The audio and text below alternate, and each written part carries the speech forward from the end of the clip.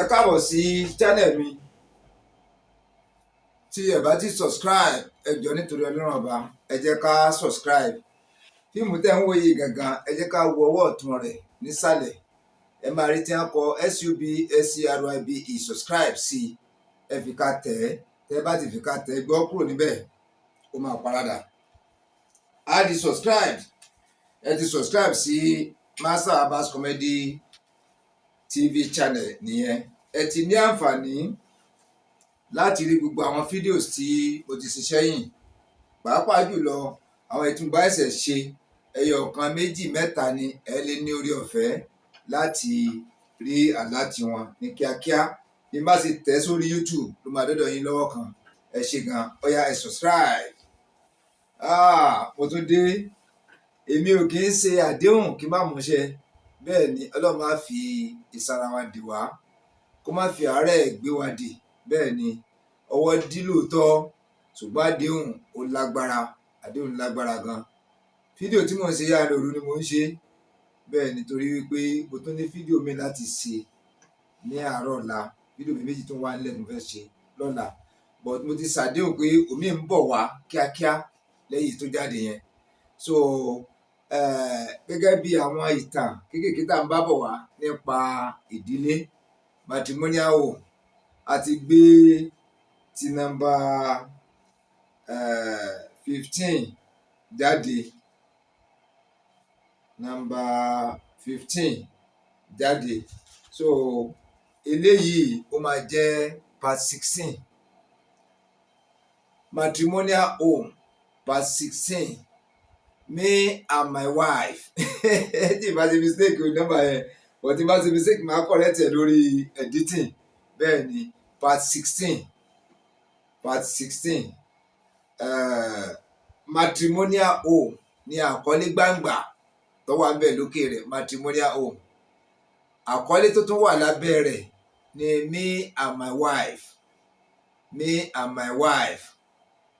Àkọlé kékeré tó tún wá wà lábẹ́ yẹn, ìyẹn ó dàbí ẹni pé ó fọ́ ní díẹ̀, ṣùgbọ́n ẹni bínú sí mi, ẹ̀yin màmá mi, ẹ̀yin bàbá mi. Kò ń ṣe pé a fẹ́ fi ṣe yẹ̀yẹ́ ni, ṣùgbọ́n ọ̀rọ̀ tó gba ọgbọ́n ni, tó sì yẹ ká pàkíyèsí ara wa sí, ló fi jẹ́ kí a gbé jáde. Bẹ́ẹ̀ ni ẹ dákun, ẹ má sì wá gbọ́, ẹ má sì mí gbọ́ rárá. Mo fọlọ́run ọba mo fi bẹ̀ yín. Ó ní wípé my husband prick is too small. Kí ni ọkọ mi tẹ́tí mọ̀ sọ ẹ ti yé yín. Àbá pè ló kó ń ṣe dákun, bá bínú torí Ọlọ́run bá mi fẹ́ ká máa pè bẹ́ẹ̀ yẹn. But kí ni ọkọ mi ó kéré. Obìnrin ló sọ bẹ́ẹ̀. Ṣẹ̀dẹ̀ mọ̀ wípé mo sì ń bọ̀ náà. You are welcome back to this channel, Master Abbas Comedy TV. Yeah, as I promised earlier in the last tutorial, that very soon another video is coming out. This one I'm doing now is in the midnight because I need to fulfill my promise to you. I need to be sleeping now because I do a lot of film in the afternoon. But I promise that I'm coming back, and I will make sure by the grace of Almighty God come back for you to see me again, to see my valuable video content.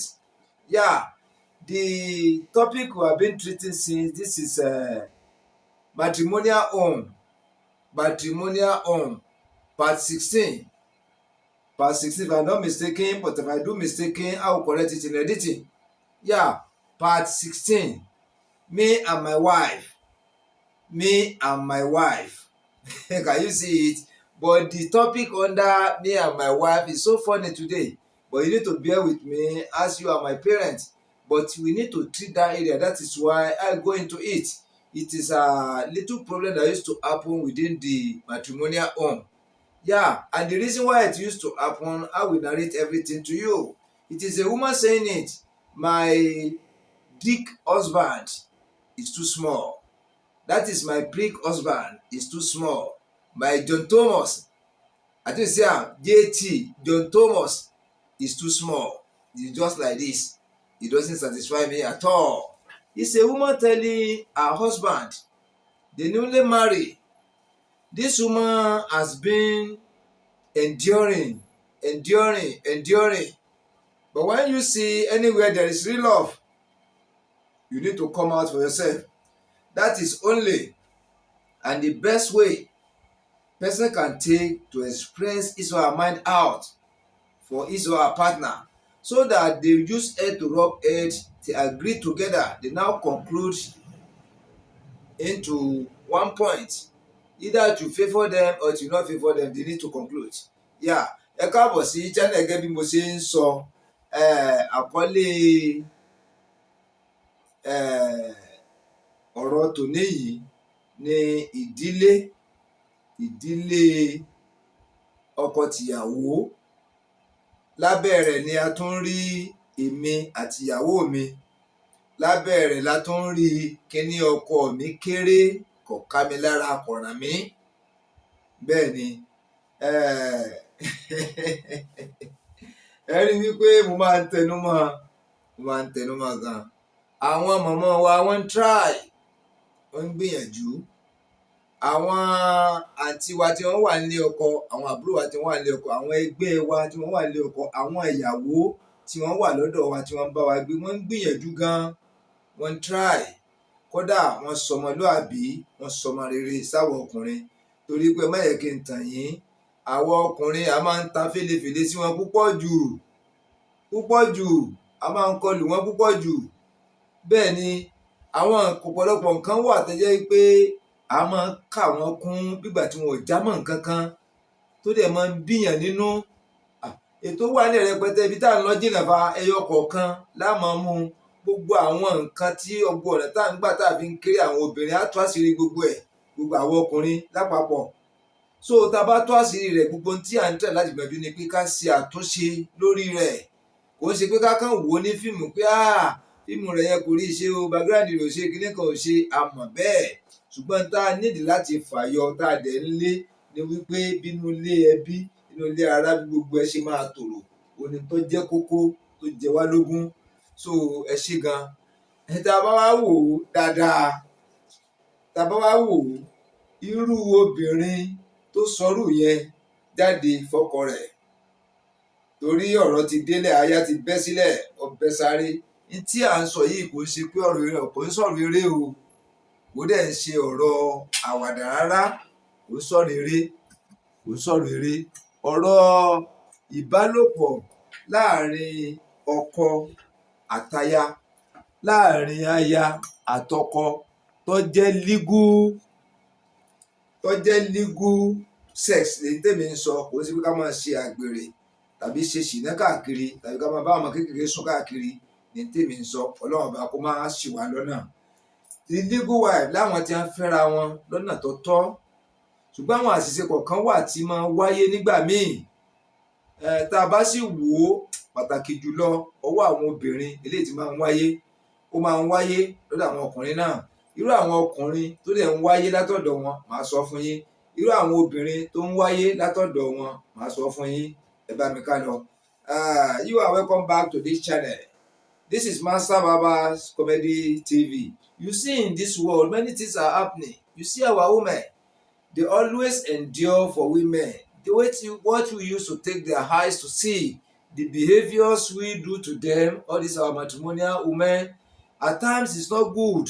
Can you see, most of women, we don't count them too much, and it's used to pain. Another program is coming for all those ones. But now, a woman exposing her mind to her husband, they newly married, they saw each other, they love each other, they do gossip. At you see am, if to say na person wey be say dem no even do courtship at all, e go be like say why this thing come happen like this? Yeah, why this thing come happen like this? Because this thing wey I wan talk, when I talk am finish now, una go dey doubt say dem no do courtship. Dem do courtship, really. They do courtship for about a year before they later married. They become husband and wife. During their marriage, they spend a lot of money. They build their own houses, a house. Can you see, the husband build house for them, for two of them. And after the marriage, they're packing. They are living a happy life. But something happened along the line, which is supposed to have come, or they supposed to have recovered that one during the courtship. Yeah. Now we want to treat the issue. The woman, the housewife, the newly married housewife was telling her husband that, "Oh man, my husband, this your JT, John Thomas, prick, is too small. It cannot satisfy me. Whenever you are on me, I don't even feel as if somebody is in me." And when we look into marriage, marriage is very, very important in life. It's joining of male and female together to produce their own children. That is it. The children that we train when they are old, the children are the one to take good care of them in future. This one are the one to live after them. Can you see? It is very, very important. And sex at times, the way some people took it as if play is not inside sex. It's not what somebody can just be doing anyhow. When you plan to have children, then you go into sex. And at times when you feel happy with each other, as a married legal husband and wife, you have rights to play with each other, to do romance, to have sex, but not in a way that you will use this sex to dissatisfy woman, to make yourself useless in front of the woman. Can you see? And also for a woman to make yourself useless in front of her husband. So we need to think and understand the way we can request or you can participate in this sex act that will bring progress into the family. Ẹ ṣé gan, ẹ káàbọ̀ sí orí ètò yìí. Gẹ́gẹ́ bí tí mo wá ń sọ lọ, ìgbéyàwó jẹ́ ohun tí ó so ọkùnrin àti obìnrin papọ̀. Àwọn pàtàkì ètò ìgbéyàwó tá a bá wò dáadáa ni kí á bí ọmọ, ká bí àwọn ọmọ sáyé. Àwọn tẹ́gbẹ́ tá a bá dàgbà tá a bá darúgbó, àwọn náà máa tọ́jú wa. Bẹ́ẹ̀ ni àwọn tẹ́gbẹ́ tá a bá dàgbà tá a darúgbó tá a bá lọ, àwọn náà máa tọ́yìn ṣe. Àwọn náà ọmọ táwọn náà bá tún bí tó máa ṣe dáadáa fún àwọn náà. Gbogbo bó ṣe lọ nìyẹn. Dẹ̀yìn kó tó di pa lè bímọ láàrin ìbálòpọ̀ ọkùnrin sóbìnrin láti ibi ìgbéyàwó tó tọ̀nà tó yẹ ni ìyẹn ti ń wáyé. Bẹ́ẹ̀ ni ṣùgbọ́n nísìnyí àwọn míì ka ọ̀rọ̀ ìbálòpọ̀ kún tíyẹn lè máa fi ṣeré anyhow tẹ́kùn yẹn kàn máa ṣe káàkiri àdúgbò káàkiri, kò rí bẹ́ẹ̀. Àwọn tó ń gbìyànjú láti bímọ sílé ayé ni wọ́n ń ṣe ìbálòpọ̀ láàrin ara wọn, tí wọ́n bá tún wá dùn síra wọn nígbà míì tó jẹ́ pé ọkọ àtìyàwó ni wọ́n ti ń fẹ́ra wọn lọ́nà tó tọ́ àtọ̀nà tó yẹ, wọ́n á tún máa bára wọn ṣeré, bọ̀ ìyẹn gbọ́dọ̀ wá ṣe é. A gbọ́dọ̀ ṣe é níṣe tí ọkọ yóò fi di èèyàn yẹ̀yẹ́ pátápátá, èèyàn lẹ́lẹ̀ ni tí ò ní wúlò rárá tọ́rọ̀ rò ní ṣe gbọ́ níwájú ìyàwó ẹ̀. At the same time náà ìyàwó náà gbọ́dọ̀ ṣe é, kò gbọ́dọ̀ mọ béèrè fún lọ́nà tó jẹ́ wípé yóò wá mú kí ọkọ yẹn mọ wú àbí kó sú ọkọ wípé irú èèyàn wo ni eléyìí. Ṣùgbọ́n tí wọ́n wá wò lábẹ́ bó ti tọ́ àti bó ti yẹ, ọ̀nà tó yẹ kéèyàn ó gbé gbà làwọn méjèèjì gbé gbà. Kò sí pọ́kàn pọ̀ jù kan lọ, àwọn méjèèjì sì fi súra wọn. Ṣùgbọ́n ìyàwó wa ń sọ fọ́kọ rẹ̀ wípé ọ ní kíní yìí kéré, ó kéré gan-an, ó kéré, kódà yín ìgbádùn rẹ̀ bá ní mo gbádùn rẹ̀, irọ́ mo pa. Ọ̀rọ̀ eléyìí tá à ń sọ kì í pé mò ń fi yín ṣe yẹ̀yẹ́, kì í ṣe pé mò ń bù yín kù, bó ṣe rí gẹ́lẹ́, torí pé tí mi bá sọkàn mi jáde tí mo kàn ń bá yín gbé tàjọ ń gbé bẹ́ẹ̀, ẹ tẹ́ mi lọ́rùn, ẹ tẹ́ mi lọ́rùn. Bọ̀ kò ń ṣe pé ó ń dùn mí, ṣùgbọ́n mò ń sọ jáde ni láti jẹ́ ká wá ọ̀nà sí i. So obìnrin ló ń sọ fọ́kọ rẹ̀ bẹ́ẹ̀ yẹn. Ṣé mọ̀ pé ọkọ tó bá dẹ̀ ní làákàyè tó bá lóye kò yẹ kó sì gbọ́, torí ọpẹ́ lómi tó bá ní làákàyè ọjọ́kùnrin á ti pariwo pé oníṣìná leléyìí o, ẹgbọ́n tó ń bó òun sọ òun ò mọ kíní ṣe, òun ò mọ kíní ṣe, kíní òun kéré o, àgbè síta, kì í sọ̀rọ̀ rẹ̀ leléyìí. Ẹni tó pe ọkọ rẹ̀ jókòólẹ̀ tó dẹ̀ ń fi inú rẹ̀ tó fi hàn ọkọ, tó bá kóbìnrin míì ní á ti já ìkù tí ẹ̀ ní bọ́kọ sọ, kò ní bọ́kọ rò ó. Ẹ̀mí ìwà ní màtọ́ pé òun lọ kíyà òun tó pélé ọkùnrin ní ọmọ ìgbà lọ. Kọ́kọ́ tó mọ̀ yóò pẹ́, yóò kọ́ dọ́dọ̀ mọ́ ẹ̀ lóòótọ́, mo fẹ́ sílé gbà nǹkan lọ́dọ̀ ọ̀rẹ́ mi, yóò bọ̀ sílé ọkùnrin. Ìgbà bá sì tún kò lé ọkùnrin, yóò tún gbọ́dọ̀ mọ̀mọ́ rẹ̀ lọ, látọ̀dọ̀ mọ̀mọ́ rẹ̀ lọ kó ti wá fọkọ̀ gbé lọlé tàbí kó ti wọkọ̀ lọlé wọn. Sọ kò ní mọ̀ wípé ó tún lọ sílé àlè. Irú obìnrin tó bá ń ṣe irú yẹn pé kódà. Bọ́ obìnrin tó bá wá pe ọkọ ẹ̀ jókòólẹ̀, tó pe ọkọ ẹ̀ jókòó wípé tó ń ṣẹlẹ̀ nìyí o, kò yẹ kí n finú mi pamọ́ fún yín, tó ti bá finú yìí pamọ́ fún yín kò dáa, mi ní nífẹ̀ẹ́ yín mọ́, gbogbo tẹ́ bá dẹ̀ ń ṣe fún mi kò ní tẹ́ mi lọ́rùn. Yín tí ń ṣẹlẹ̀ nìyí, tẹ́mi pẹ̀lú yín bá jọ níbálòpọ̀, ẹ mọ romance ṣe dáadáa, ẹ mọ everything ṣe, but tó bá di bí ká ṣe ìbálòpọ̀ gangan kíní yín kéré, bí tiẹ̀ mọ̀ pé wà lórí mi rárá, kò ń sí àtọ̀ kankan ní ara mi, gbogbo dé kẹ́ ẹ ṣe tó. So ọkùnrin tó bá wà nílẹ̀ akáyì àwa gbọ́ ọ, a gbọ́ kí lọ́nà àbáyọ, kí ni ọ̀nà àbáyọ láti ṣe yanjú àárín yẹn táàrin lọ́kọ-láyà kò fi ní dàrú, kí ni ọ̀nà àbáyọ bí wọ́n lè rìn láti máa fi tẹ́ra wọn lọ́rùn nípa ìbálòpọ̀ legal wife and husband. Ẹ ti rí bẹ́ẹ̀ yẹn, ṣùgbọ́n ká tó sọ ọ̀nà àbáyọ kí ni ó lè fà á tó fi rí bẹ́ẹ̀ fún wọn. Sẹ́mi pé mo sọ sẹ́yìn, ọkọ àtìyàwó yìí kéde pé ọjọ́ tí wọ́n ṣe márèèjì ni wọ́n ríra wọn, wọ́n ti ṣe courtship sẹ́yìn bí ọdún kan. So courtship téèyàn ṣe sẹ́yìn lọ́dún kan tó wá di pé èèyàn wá fẹ́rẹ̀ èèyàn tán tí nǹkan báyìí wá ṣẹlẹ̀, kí làwọn èèyàn máa sọ?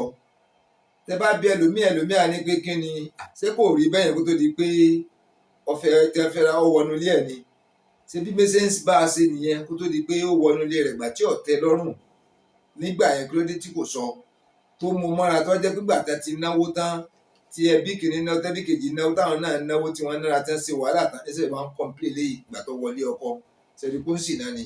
So oríṣiríṣi ní oníkàlùkù máa sọ, ṣùgbọ́n n tó fa tàwọn eléyìí ò ní a fẹ́ mú ẹnu lé. You are welcome back to this channel. Yeah, as I was saying, husband and wife that marry, they spend a lot of money, huge amount of money to make their own ceremony.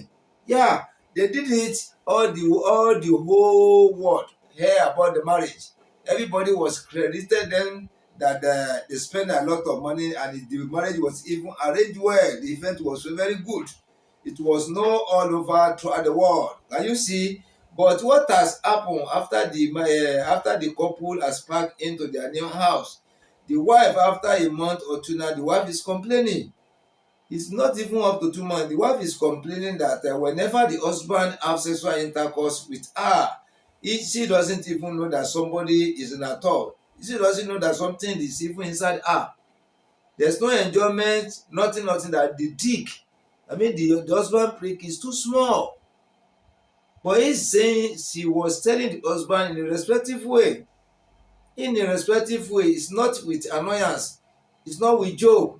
Not that she is molesting the husband. Exactly what is happening is trying to express her mind out for the husband.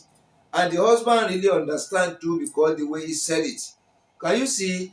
Then when some people hear this one, they will likely to talk that didn't they do the courtship? During the courtship, don't the girls see that is how the man was made by Almighty God? At least they have met with each other before the marriage. Why didn't she complain by that time? So that if the solution would be, they'll find solution within that, and if no solution, they separate. She will go and find her own husband that is having exactly what the type of thing she needed. Do you see now? So, but many people will like to ask that question. When you watch it, even me myself, I will ask, don't you do courtship? What is the main purpose of doing the courtship? Now, it has happened. The solution, we wouldn't say it. But what is the cause of this problem? That is exactly where I'm going to now. That is where I want to emphasize my words on. Mo dúpẹ́ pọ̀ lọ́wọ́ yín, ẹ kú àdúrótì. Gbọ́ ẹ mọ̀ pé mi ò lè ṣe kí n má dúpẹ́ pọ̀ lọ́wọ́ yín, mi ò lè ṣe kí n má dúpẹ́ o. Gbogbo ẹ̀yin tẹ́ ń wo fídíò mi ní gbogbo ìgbà, tẹ́ ń wò látòkè délẹ̀ tẹ́ pé tí n bá ti gbé jáde ẹ̀ ń tẹ̀ sí i ni ẹ̀ tí wọ́n ti ń retí rẹ̀. Ilé yín ọ̀nà yín kò ní bàjẹ́, àdúrà yín á máa gbà. Gbogbo rere tí ẹ̀ ń lé nínú ọdún yìí látọdún tọ́wọ́ tẹ́ ń lé tẹ́ tó fi wọnú ọdún ìtọ́wọ́ yín ò tí ì bà. Ọwọ́ ìgbà tẹ́ ń wo fídíò mi láìpẹ́ láì jìnnà ọwọ́ yín ó bà. Bẹ́ẹ̀ ni láìpẹ́ láì jìnnà ọ̀rọ̀ wa dayọ̀, gbogbo wa pátá lápapọ̀ ni. Àwọn tá a subscribe ọ̀rọ̀ wa dà, àwọn tá a subscribe ọ̀rọ̀ wa dà. Èmi gan tí mò ń ṣe ọ̀rọ̀ wa á dá, ọ̀rọ̀ mi á dayọ̀, ọ̀rọ̀ gbogbo wa ó máa dayọ̀. Ẹ̀ tẹ́ bá ti wá subscribe, ẹ subscribe sí channel yìí, fíìmù tí wọ́n wò yìí gẹ́gẹ́ wòṣàlẹ̀ rẹ̀. Ẹ̀rì tí wọ́n kọ́ SUBSCRIBEF ká tẹ̀ ẹ́ yọ̀ọ́ di subscribe nìyẹn. Gbogbo fíìmù tá a ti ṣe sẹ́yìn ẹ̀ lè rí. Èyí tó bá tó wá ṣe ń ṣe jáde tá a ń gbé sí YouTube, ẹ̀yin là kọ́kọ́ tó kọ́kọ́ máa rí ẹ ṣe gan. Ọlọ́run á máa wà pẹ̀lú wa. A ò ní sì ṣe, a ò ní sì jẹ, a ò ní sì mú, a ò ní ṣìlù. Iṣẹ́ wo ò ní dàrú máa lọ́wọ́, ilé wo ò ní dàrú, àmì àṣẹ. Gẹ́gẹ́ bí tí àwa ń bá bọ̀ látẹ̀yìn, ọ̀pọ̀lọpọ̀ ti sọ tiwọn. Ní tá à ń sọ ká pé ọ̀pọ̀lọpọ̀ yẹn ti gbọ́ sí i. Òǹkàlùkù á sọ opinion rẹ̀. bọ̀ gẹ́gẹ́ bí èmi tèmi bá gbọ́rọ̀ bẹ́ẹ̀ yẹn mo tún máa ń fi lọ àwọn ọlọ́pọ̀lọ́ kọ̀ọ̀kan wípé ẹ̀wọ̀n tó ṣẹlẹ̀ o so ó dẹ̀ ní tó kálukú sọ ọ̀kan lára tí wọ́n ń sọ mo ti sọ jáde yẹn pé ṣé wọ́n bára wọn rìn tẹ́lẹ̀ ni ṣé wọ́n àjọ ṣe àjọṣepọ̀ tẹ́lẹ̀ ni ìgbà tó ti rí wípé bó ṣe rí nìyẹn ìgbà tí ń ṣe kọ́ṣì ló ti yẹ kó ṣàlàyé fún un kò ń ṣe pé ńgbà tí wọ́n ti fẹ́ra àwọn tẹ́tẹ́ ti náwó pé ṣé kò rí tẹ́lẹ̀ ni tọ́pọ̀lọpọ̀ sọ nìyẹn bọ̀ kí wá ni tó fà á gangan tọ́rọ̀ fi rí bẹ́ẹ̀ ò ní tí kí ọ̀nà àbáyọ á sọ tó bá ní á sọ tí ò bá sì ní á sọ bẹ̀t kí ni tó fà á tó fi rí bẹ́ẹ̀ báwo ni wọ́n ṣe rìnrìn wọn tẹ́ fi já sírú ipò yẹn. You are welcome back to this channel again. I appreciate you staying with me. You see, when we were young, we were looking, we were about to marry that particular time. Our dressing, mode of talking, movement, everything was somehow arranged, pampered, so that whenever we see our suitable girls, the girl that you're in love with, you can be easily to call such a girl. And the level you put yourself with your dressing, your packages, the girls will likely to answer you. And from this answering, you express your mind, what you have in mind for her, you tell her. From that one, the girl will be your wife, she will be, if you not be, then you find another person again. But this one now, they have talked together. The man has expressed, he has totally informed the girl everything in his mind to her, and the girl consider him. She agree with the man. They have joined together as boyfriend and girlfriend. So from there, the man has know the matrimonial home, his wife's house, the parents. He has followed the girl to his house, to her house. Can you see? He has known the girl parents, the relatives, everything, the junior ones, senior ones. But now the girl self has followed the boy to his own house. She has known his father, his mother, his junior ones. Can you see? The whole family self, the girl have known them.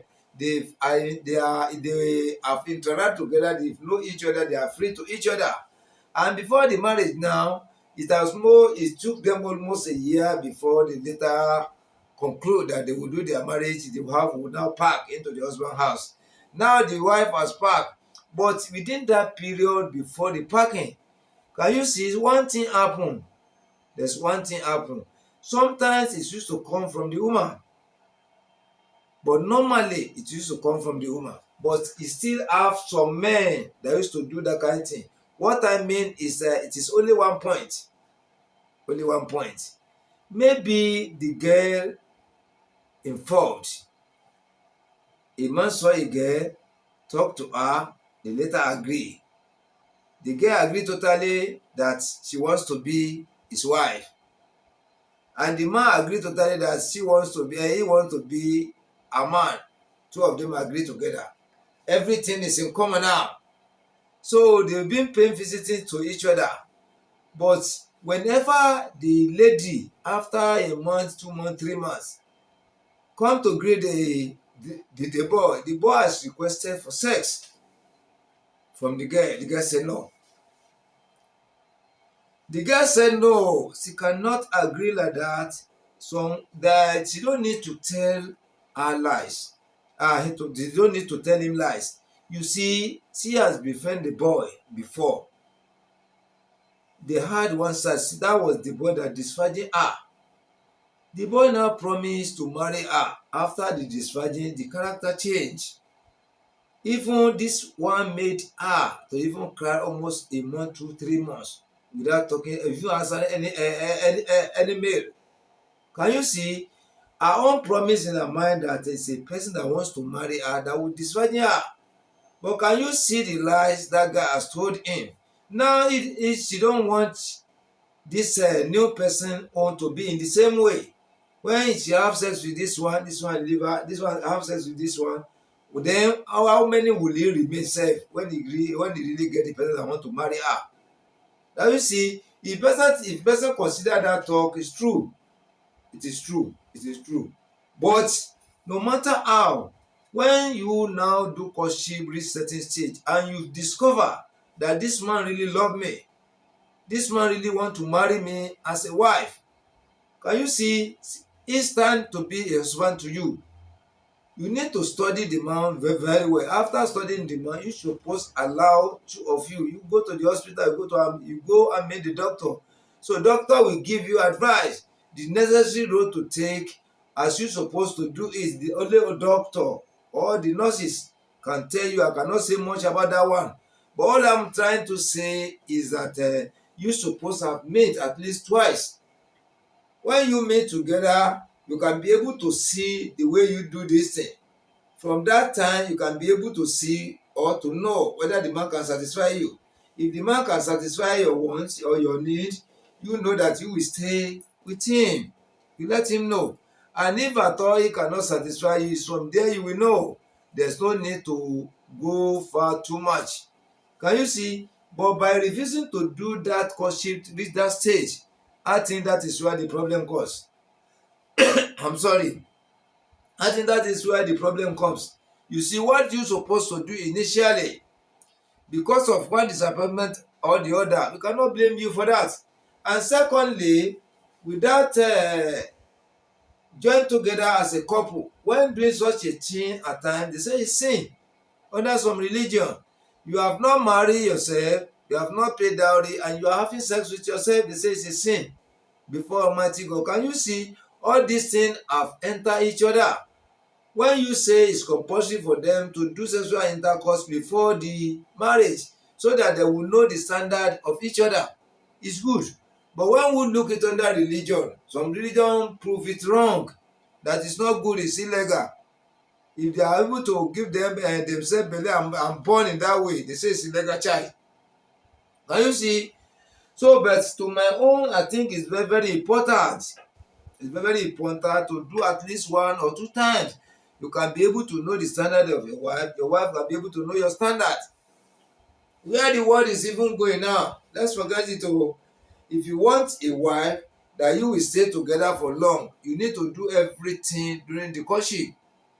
You know everything about yourself.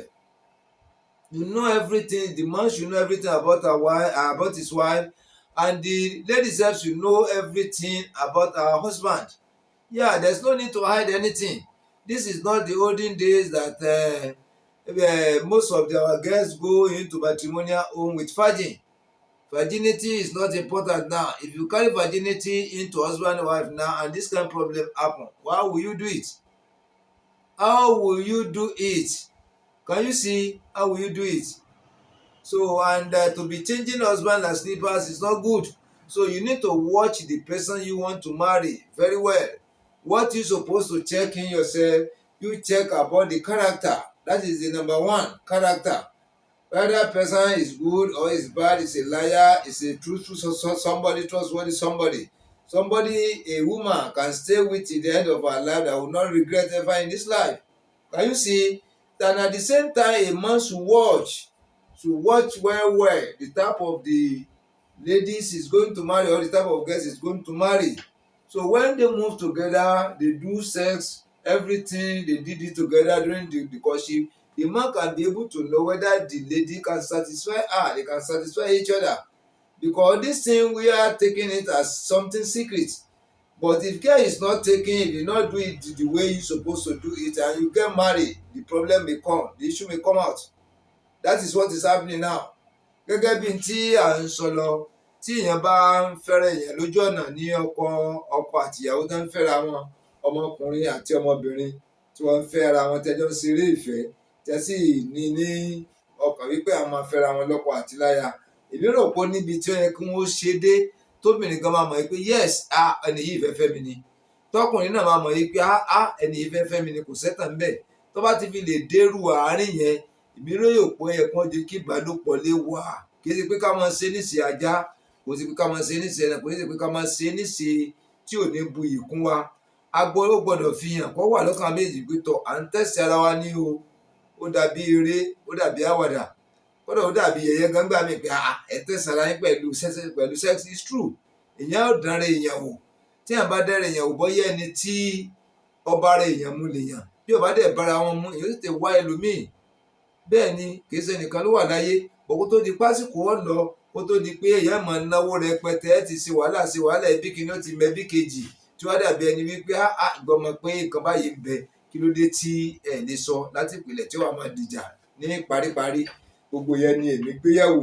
So bẹ́ẹ̀ni sì wá wò nísìnyìí mo sì wò ó ẹni ọkọ àtìyàwó ọkùnrin méjì máa ríra wọn tí wọ́n fẹ́ fẹ́ra wọn dandan nìkan ṣeré débẹ̀ o.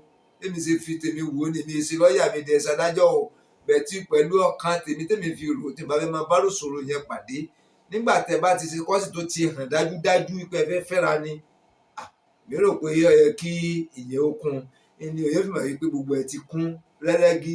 Ọkọ lè lówó lóòótọ́ ó lè lọ́lá ó lè ní everything láti tẹ́ lọ́rùn bọ̀ tí ó bá sí tìyẹn mẹ́ta pé wàhálà náà ni. So tèmi rí bẹ́ẹ̀ nìyẹn. Ẹ ṣé gan mo dúpẹ́ pọ̀ lọ́wọ́ yín tí ẹ̀ ń wò mí.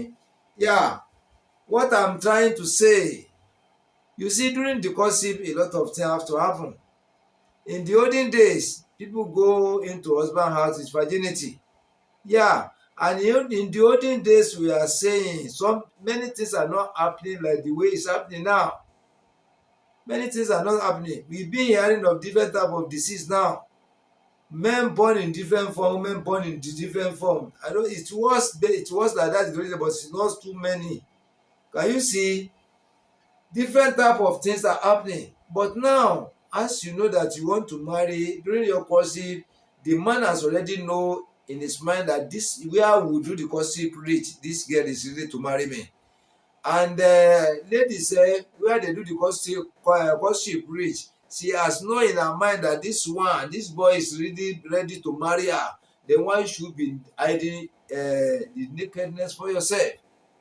If to say you have did it that particular time, if it is true that the boy will be able to satisfy the girl, they stay together, no problem. But since when you do it that and you have discovered that this man cannot satisfy you and there's no solution, there's no problem, you sit down together and talk. This is not matter of fight. It's not matter of fight, you separate. Then you go and look for your own. She too will go and likely to look for her own too. Can you see? But now you have married. You have spent a lot of money, energy, stress, doing everything. But now you are in the matrimonial home now complaining. Can you see? Complaining. Then what we think is going to be the solution? The major cause, so that I will not forget, the major cause of it is that during their courtship, there are some ladies that will say they are under social church, under social mosque, under social shrine. They must not do this kind of thing before the marriage. That is number one. Then secondly, there are some women that will tell you exactly that they bring somebody, that person has had sex with them.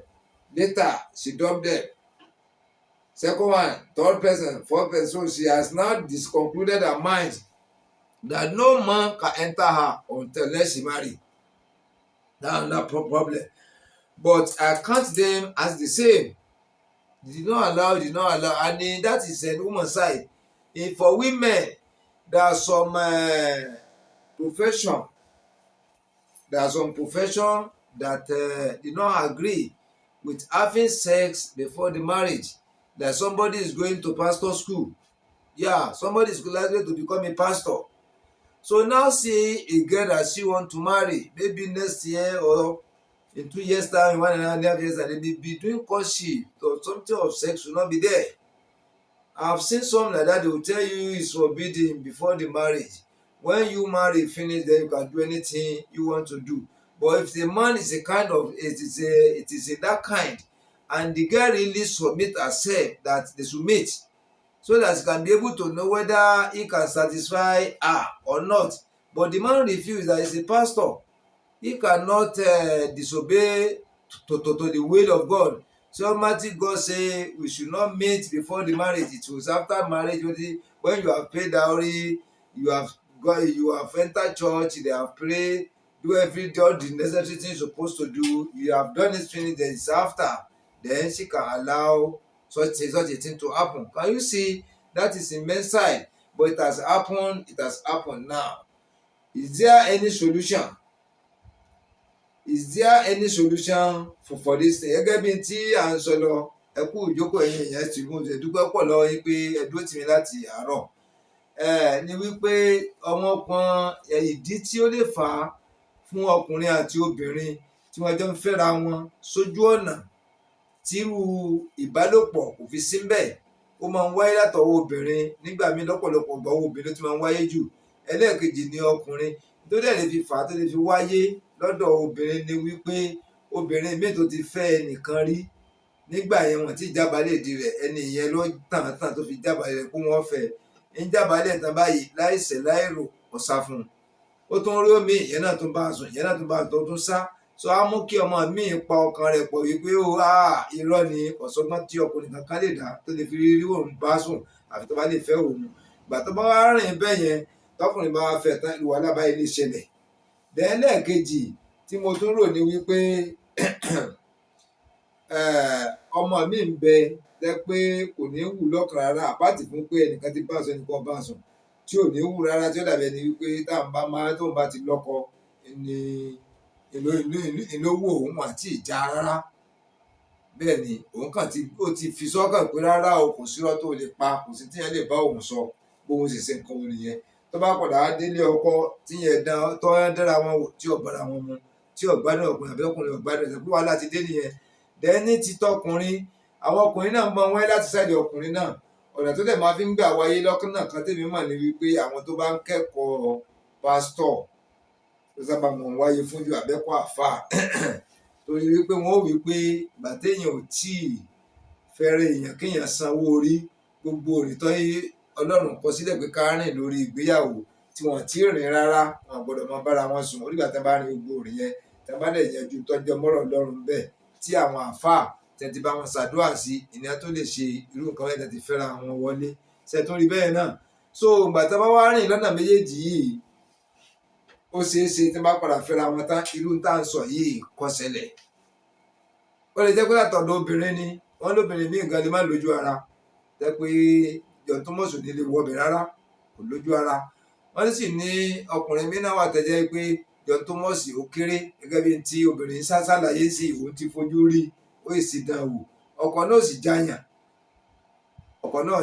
but ṣé ọ̀nà àbáyọ wà fún nǹkan báyìí àbí kò sí?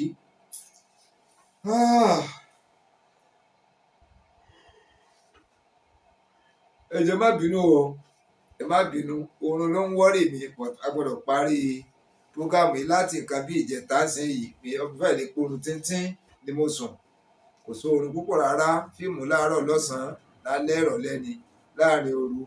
Bẹ́ẹ̀ ni pẹ̀lú àdéhùn tí mo ti wá ṣe pé màá rìlíìsì fíìmù kan láìpẹ́ yìí ló fà á tí mo fi ń ṣe léyìí. Mo bá ní kí n sún sí báyìí mi má déhùn sẹ́mọ́ nìyẹn, mi lè ní fẹ́ kí n dójú tì pẹ̀lú bá ti ṣe àdéhùn, mo dójú tìra mi nìyẹn, kò dẹ̀ ní wù mí kí n dójú tìra mi ṣe kan torí pé ẹ̀yin lẹ dúró tì mí, ẹ̀yin lẹ wà pẹ̀lú mi tó jẹ́ pé mo fi ń rí gbogbo àwọn tí mò ń ṣe, tí mo fi ń rìn ṣe ilé yín ọ̀nà yín kò ní dàrú. Kí ni ọ̀nà àbáyọ fúnrú ọkùnrin bẹ́ẹ̀? Gẹ́gẹ́ bí èrò ọkàn tèmi ni pé àkọ́kọ́ ó yẹ kí ọmọkùnrin yẹn kọ́kọ́ dúpẹ́ lọ́wọ́ ìyàwó rẹ̀, kó dúpẹ́ gan.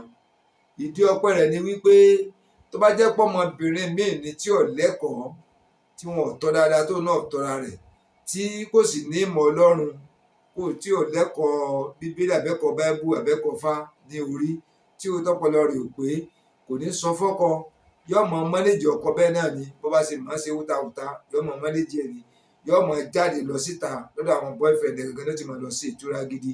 Ó dẹ̀ ṣe é ṣe ká pé táwọn tọ̀hún yẹn ni wọ́n máa doyún tí wọ́n máa gbé wálé fọ́kọ, tọ́kọ mọ̀ pé òun bímọ tọmọ ò ní jọ́, kò ní fi wà jọ́, kò ní fi ojú jọ́, kò ní fi kankan jọ́. Ṣe rí bẹ́ẹ̀, èmi fi lọ́ọ́ yẹ ká dúpẹ́ fún ìyàwó yẹn. Bẹ́ẹ̀ ni mo lè fi lẹ́nu kánà kó tó di pé mo bẹ̀rẹ̀ fídíò yìí, ó ní olóbìnrin yẹn ní ká kí kóbìnrin rere ni. Tí obìnrin báyìí bá wà onílùú túbà yóò tún tẹ́tẹ́ pé kìí ṣe pé ó fi ń ṣe yẹ̀yẹ́, ó sọ lọ́nà tẹ́jẹ́ pé ó jẹ́ kó mọ àrùn tí ń bẹ lára rẹ̀ number 1. Ìkejì dẹ̀ ni wípé àbí àlébù tó wà lára rẹ̀. Ìkejì dẹ̀ ni wípé bó làwọn ṣe fẹ́ rìn tó fi fẹ́ rí ọ̀nà àbáyọ sí òun ọ̀rẹ́dì láti kọ sílẹ̀. bọ̀ tí ọba sọ́nà àbáyọ òun ọkọ̀ yẹn ni tí obìnrin sọ. So ọkùnrin náà kàn lè rí ó lóun ti gbọ́ ohun tí ó sọ, òun ó fi lọ àwọn tó jẹ́ òbí òun àbáwọn tó jẹ́ èyí òun kó bá pọ́n rọ̀ òun lọ́wọ́ ní orí rẹ̀.